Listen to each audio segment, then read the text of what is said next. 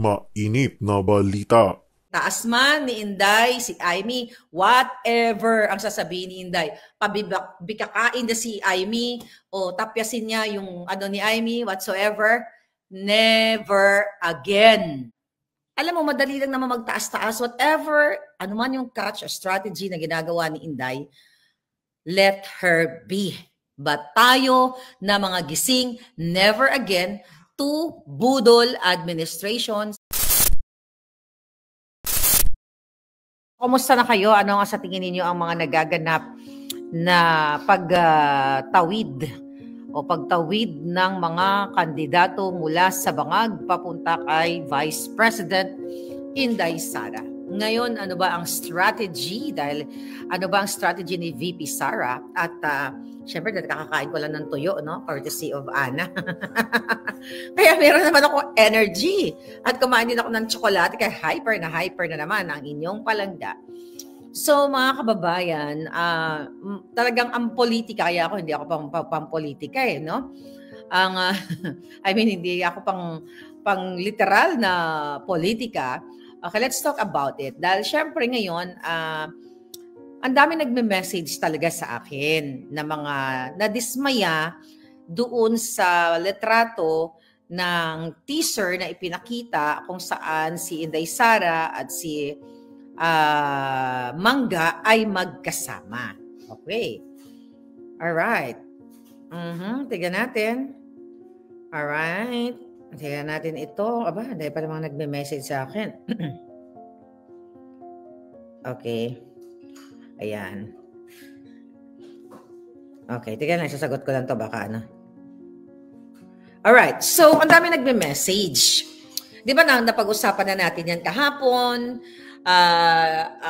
Nung nag-vlog tayo, hindi ko pa nga alam kung totoo ba yan. Ang sabi, ma'am, totoo ba yung picture na pinost na kasama ni Inday Sara si Mangga? Ano ba ang catch? Ano ba ang strategy ni Inday Sara? Well, siya lang ang makakaalam niyan. Pero ang importante, meron din ako sariling strategy. Ang lagay ba, ang lagay ba si Inday Sara lang ang may strategy. So kung ano man yung kanyang strategy, well, may mga bagay kasi, no? Meron tayong mga puting ahas na mga nagsasabi sa atin at may mga impormasyon na hindi dapat munang i-disclose. Pero, eto lang ang aking strategy. Never again to Marcos. Whatever strategy ang ginagawa, political strategy ni Vice President Sara, darating tayo sa tamang panahon kung ano yung mga stratehiyang yan. Pero kahit ako'y naninindigan na kahit itaas pa ni Inday Sara ang kamay, pabaliktarin man niya, patuwarin niya si Amy, di ba, pabikakain niya si Amy, whatsoever, never again. Right? Ano sabi ni Palangga? Gumastos na kasi yung dalawa na yan ng 1 billion, madam, kaya lumapit kay Sara. So, sabi ko nga, kung ano man yung catch na yan, ipaubaya natin kay Inday. But hindi ibig sabihin na tayo ay magagalit kay Inday Sara. Alam mo, may mga information na hindi ko pwedeng sabihin sa inyo, pero meron talagang nagpo-promote kay Amy na nababayaran. Okay? Na nagkakapera. And eto yung kanilang business. That's their business. Yan yung pangkabuhayan nila. Yan ang pinagkikitaan nila. Yan yung binubuhay nila sa kanilang pamilya.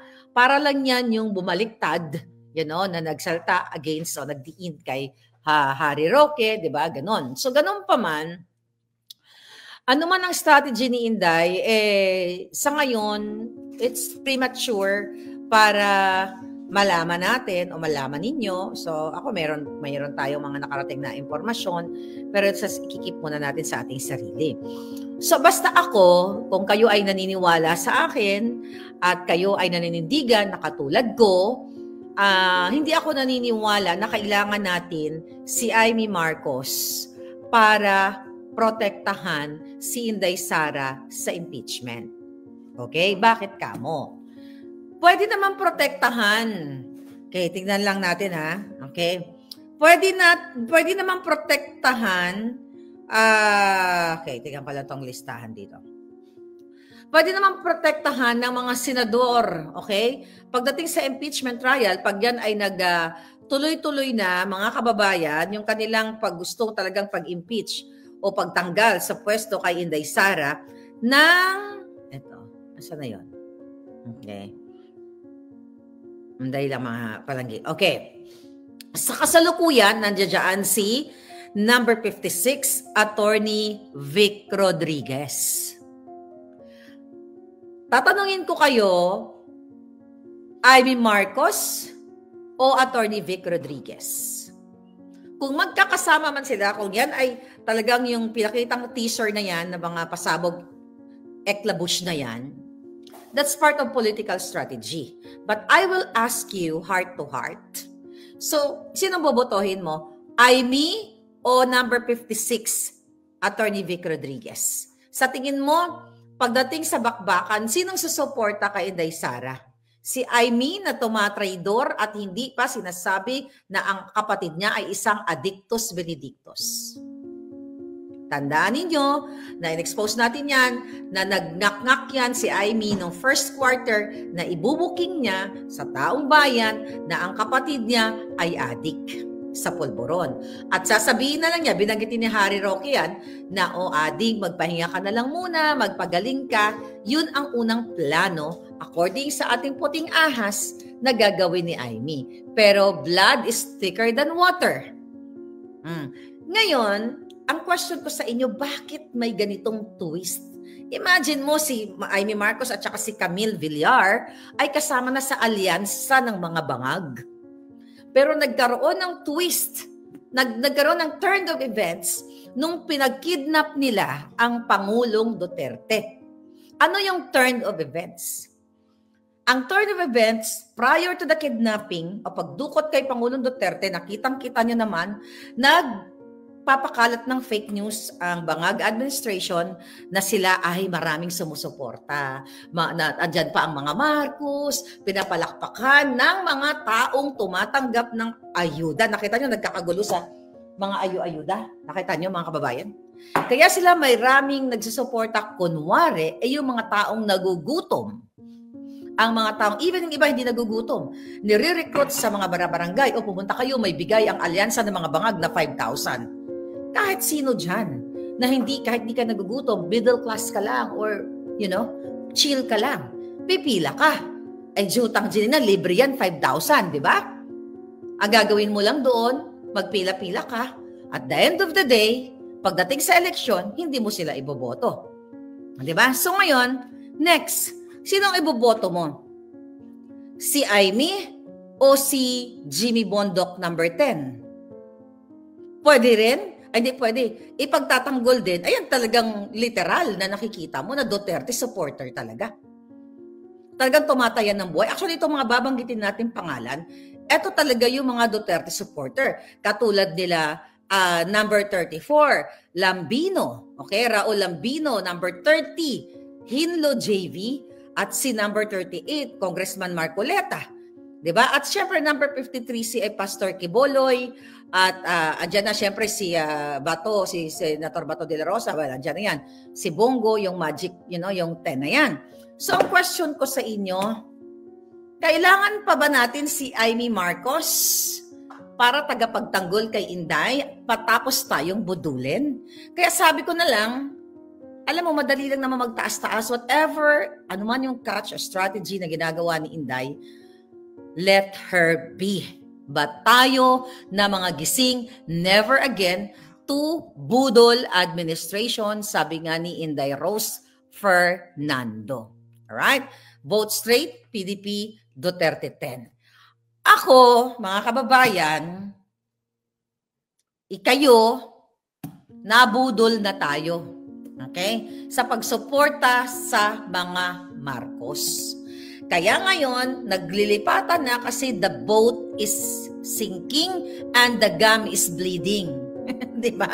Nakita nyo? Hindi lang the boat is sinking, the gum is bleeding, na anytime pwede nang bumagsak si Marcos Jr., sabi nga ni Attorney Glenn Chong kanina, yung mga naghanap sa kanya, na dina-activate po ang kanyang, dinilit o sinuspend siya ng Facebook. Ang sabi ni Attorney Glenn Chong, anytime, baka mamayang gabi ay meron ng bangag na makalimutang huminga. Right? Ngayon, mga kababayan, since the boat is sinking, the gun is bleeding, yung mga circle ni Bangag, nakikita na nila na bubulusok na sa Kumunoy.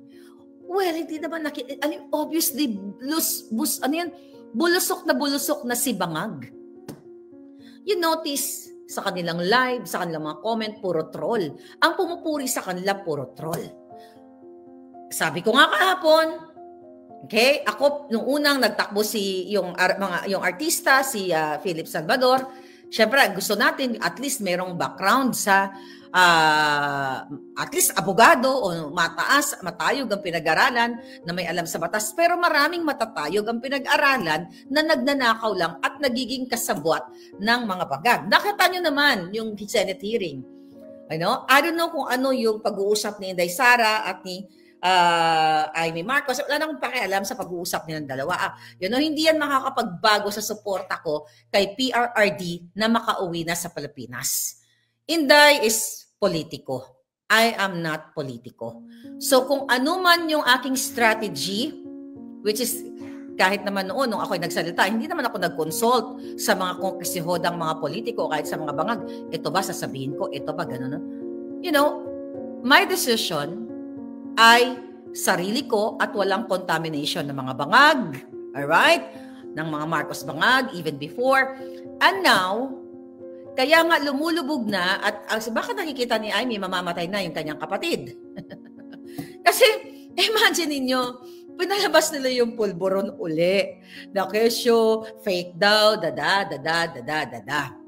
Fact-check sila ng langit. Ano yung fact-check ng langit? The next day, araw ng kagitingan, dumugo ang bangag, dinudugo. You know what I mean? Imagine last year, ang sabi ni Bangag, yung ating 5,500 flood control, tututucho. Kinabukasan, hindi man natin nagustuhan ang hagupit ng langit, binaha kayo. So ako, itaas man ni Inday, si Amy, whatever ang sasabihin ni Inday, pabikakain na si Amy, o tapyasin niya yung ni Amy, whatsoever, never again. Ito yung posisyon ng isang taong hindi nakikinabang o hindi nababayaran o hindi nasusuhulan ng isang politiko. Imagine mo kung ako, let's say, yung mga bintang na ikaw, binabayaran ka ng China o binabayaran ka ng mga Duterte, wala nga silang pera, diba? Nag-legal aid nga sa Netherlands, babayaran ka pa. Wala nga binigay dun sa, kaya bumaliktad, diba? Nang nanghingi ng tulong daw, hindi nanghingi ng tulong, nanghingi ng tulong, ayuda kay sa Duterte, walang naibigay. At my God. Ito ay perspective ng isang taong hindi nakikinabang o hindi nababayaran ni Amy Marcos. Tandaan ninyo, yung ibang mga nagko-comment, okay, they are professional. When I say professional, that's their job. Okay? Trabaho nila yan. Yung iba, strategist, chu-chu. You know what I'm saying? Alam nyo na. Pero kasi, wala pa tayo sa final stage. Wala pa tayo sa finale. Huwag muna kayong bumoto yung online voting. Huwag muna kayong bumoto. Antayin nyo yung live namin ni Attorney Glenn at yung kanyang video. Mayroon siyang iti-tape na video to educate you guys. So, eto yun. Bakit nagbalik? Imagine nyo, Camille Villar. Still ba na sila pa rin ang pinakamayaman sa Pilipinas? Etong who's that? Manny Villar. Imagine mo kung paano niya i-risk yung kanyang negosyo sa parang ang term ko is pagjombag sa mga bangag. Do you think ang isang negosyanteng Manny Villar, strategist yan, matalino yan, hindi naman yan mapunta sa kanyang posisyon na mahina ang kokote, right? Even before, lahat ng mga umuupo, sinusuportahan niya.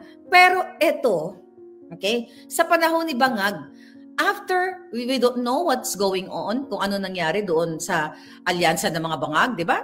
Kasama sila doon, tapos biglang turn 300, well, obvious naman na ang mga Villar, isuportado naman talaga nila ang mga Duterte.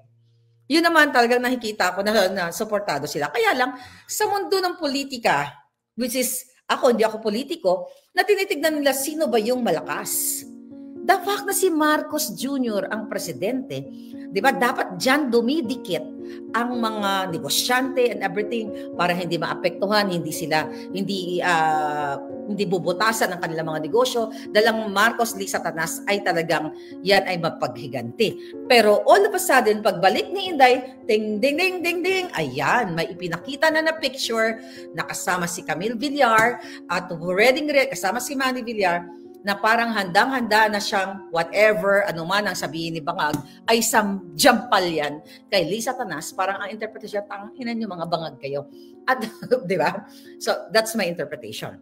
So, meaning, tandaan niyo si Inday, si Pangulong Duterte ay nagsasabi na bangag, si Pangulong Duterte lalo, na bangag itong si Marcos Jr.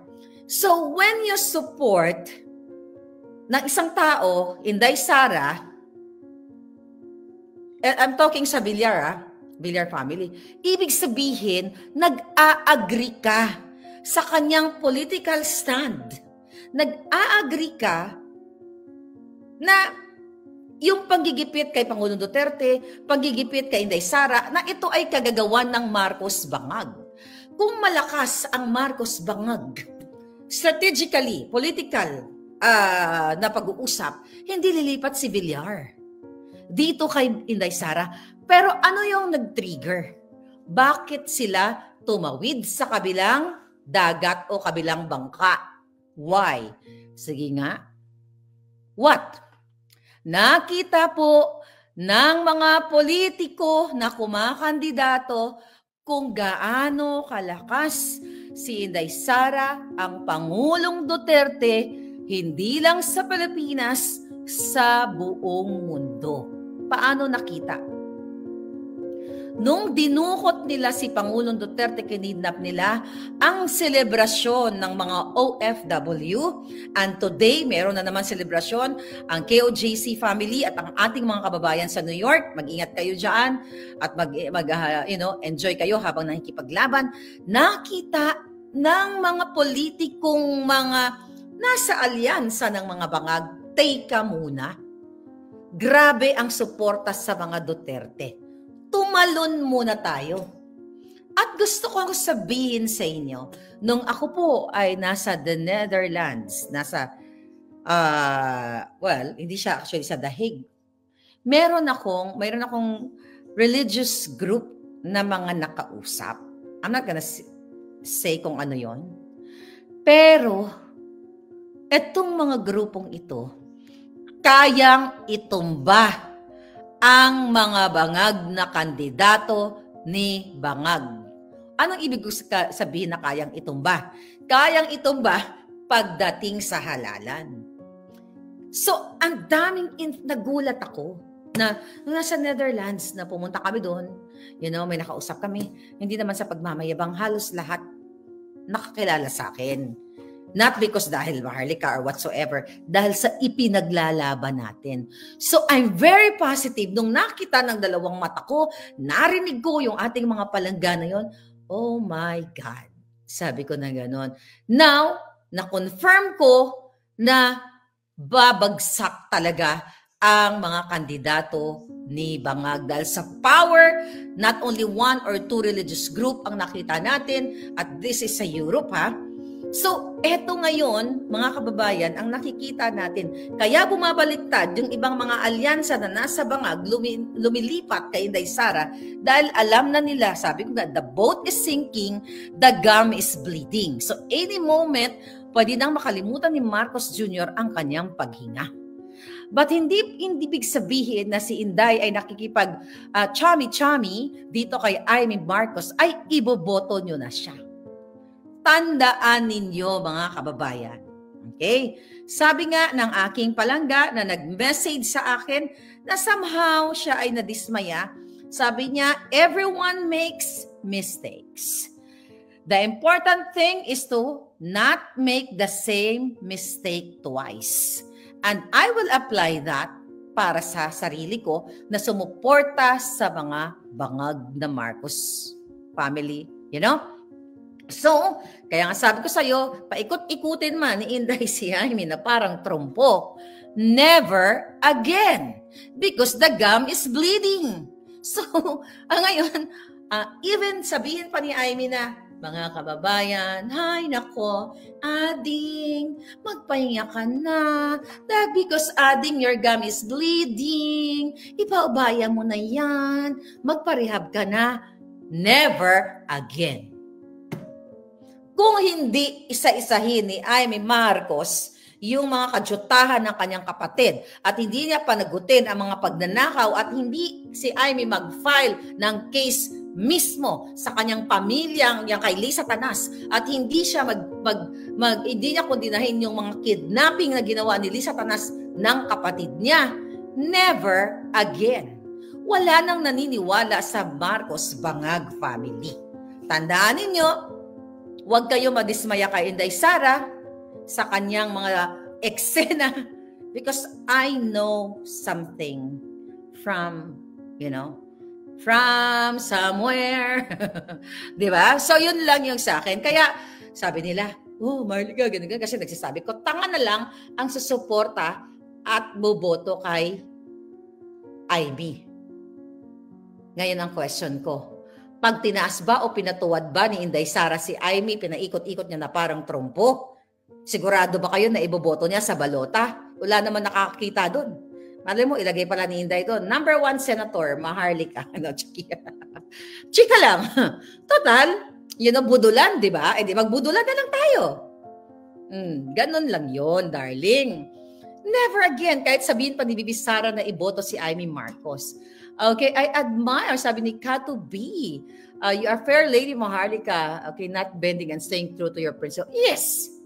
Sabi ko sa'yo, kahit na, ano pa yan, kahit na paikuti ni Inday si Jaime, BS. Tama na, sobra na. Ngayon, sabi ko nga, kung ano man yung catch, ano man yung political eksena ni Inday Sara, then, strategy na yun. Ba't mayroon tayo sariling strategy? At hindi naman lahat kailangan sabihin ko sa inyo. Kaya wag muna kayo bumoto ha, OFW ha. Antayin nyo yung live namin ni Attorney Glenn Chong. Kasi alam ko, may mga nag-send sa akin yung binoboto nyo, iba ang lumalabas. Dadayain nila ang eleksyon.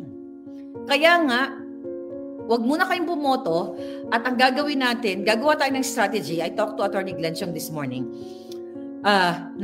Bibigyan kayo ng advice kung ano yung gagawin natin. Dahil talagang dadayain nila. Tandaan ninyo, si Lisa Tanas at si Bangag ay nandaya talaga sa eleksyon. So huwag kayong madismaya kay VP Sara. Okay, ako ba nadismaya? Hindi. Basta ang sabi ko lang, hindi naman pag itaas ni Inday, iboboto niya. So never again. Bakit? Si Jaime na lang ba ang natitirang kandidato para magprotekta kay Inday? Aandyan yung Duterte 10. Approve na ako dyan sa Duterte 10 na yan. Actually, approve na rin ako kay Camille kasi 10 lang na yun. Daga mo ng 11. But never again kay Jaime Marcos. Ginagago tayo. Putangay na. Kapatid niya, presidente, mag-acting-acting. Hoy, naku, ang kapatid ko, napapaligiran ng mga demonyo. Nalala niyo yan? Sa GIL event, na nagsalita siya. Sino yung mga demonyo na kapaligid sa kapatid niya? Bakit wala siyang balls? Wala naman siya talagang balls para sabihin kung sino yung mga yon. Ang sabi, panagutin yung mga sangkot sa tsa-tsa, napanagot ba niya? Sabi nga ni Miss Hanlet Abansenya, ek lang ni Jaime Marcos yan dahil nakita naman niya. Lahat doon, ginagago siya during the Senate hearing. Hello, si Remulla, sabat ng sabat. At kitang-kita nyo na nilabag nila lahat ng batas. Batas ng international at batas ng Pilipinas. Tapos, okay lang sa inyo? So again, mga kababayan, kung ano man ang strategiya na ginagawa ni Inday Sara, strategy na yun. Basta ang strategy natin, never again na pambubudol. Anyway, it's your personal decision. Yung personal nyo yun eh. Yung sarili ninyong pananaw, pakiramdam, you follow your gut, mga darling. Follow nyo yun. Di ba? Kung ano naman ang sabihin ko dito, at the end of the day, choice nyo yun. Di ba? Kung gusto nyong iboto kay si Amy Marcos, edi ang sabi ko na lang, tanga ka. Di ba? Bobita ka lang. Di ba? Na hindi mo alam lahat ng kababuyan na ginawa ng mga Marcos. Ang magkapatid. Madali lang sila magdrama-drama ngayon, magbumurahan, not really, yun na mag-ano, naguy, kapatid ko. Tapos later on, after a year, after election, pinatawad na namin ng isa't isa. O sino ngayon ang kawawa? Eh di bayan na naman. Ay kasi magkapatid lang naman yan sila. Ganyan nga, patawarin na natin. Julul. Ang nagtatanggol lamang kay Amy Marcos, tandaan ninyo, minus Inday Sara kasi may isang strategy o yung iba, maybe trabaho nila kasi kailan lang kumita ng pera. Kasi di ba tandaan nyo, may mga political firm, strategies, chuchu na hinahire yan sila para i-promote. May mga strategies, not only Filipino, but even sa iba't ibang mga bansa, international, may mga political strategies na hinahire na binabayaran ng milyon-milyon para pabanguhin ang isang kandidato. Paano mo pababanguhin si Mangga? Si Amy Marcos, paano mo pabanguhin? Okay. Alam niya, adik yung kapatid niya eh. Putangin na. Pababanguhin mo? Alam niya, adik yung kapatid niya. Tapos isasalang mo. So, ibig sabihin, if you're supporting Pangulong Duterte, ito lang. Kung supportan niyo si Pangulong Duterte, Pangulong Duterte at si Nikki Cosseteng, actually, tahimik, na bangag-bangag si Marcos. Yung ginawa kay PRRD, naniniwala kayo na si PRRD ay nagbigay ng change, and hope sa atin, which is true naman. Tapos ngayon, dahil na bumabaliktad si Amy Marcos, bobotohin ninyo. I'll tell you something, kinuwento ko.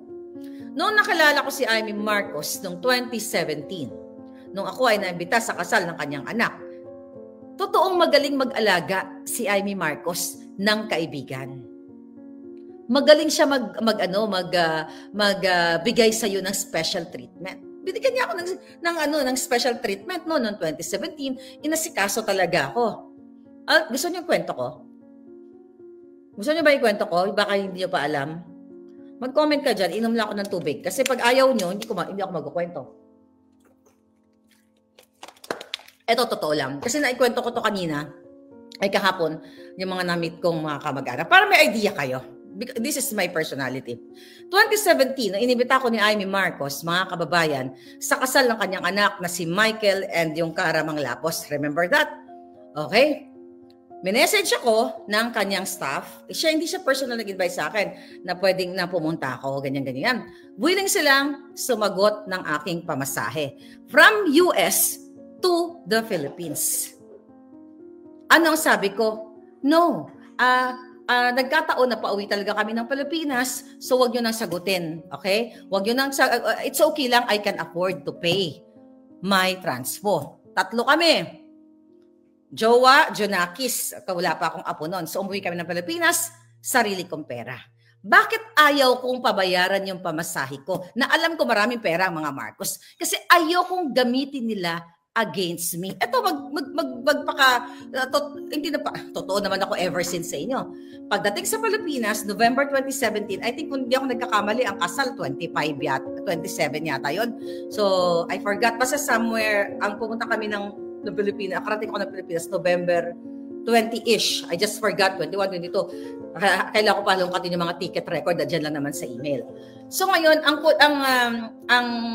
mga staff ni Amy talaga sa akin, in fairness, mababait sila. Miss Maharlika, pakibigay sa akin yung information nyo kasi ipipurchase kayo ng ticket. 3 kami na magpamilya. Ngayon sabi din ng Joars ko, wag na wag kang magpalibre ng pamasahe sa mga yan at gagamitin nila against you. Okay, so ang nangyari doon, sabi ko total, inibita naman nila ako, di ba? Talagang mag-spend naman tayo ng time doon, Sabi ko, sige, ganito na lang. Yung sa akin na lang, wag na kayong kasama. At saka ayoko naman talaga ibigay ng information ng family ko sa kanila. So, ang katotohanan, nagbinayaran ng ticket from Manila to Lawag. Okay? That's understandable dahil Imagine, pauwiin ka mula Pilipinas para sa kasal. Although during that time, it's an honor. Okay? It's an honor talaga. So kaya pumunta kami. So yun ang totoong kwento. So pagdating ko sa Lawag, nakita niyo yan, live yan, nandiyan sa Maharlika. I don't know kung nabura na ba yung mga ano. Pagdating ko sa Lawag, may 3 staff. Kaya gusto kong malaman sa'yo kung gaano kagaling mag-alaga si Amy Marcos. Pag may nakikita silang mayroong supporter o magagamit ka.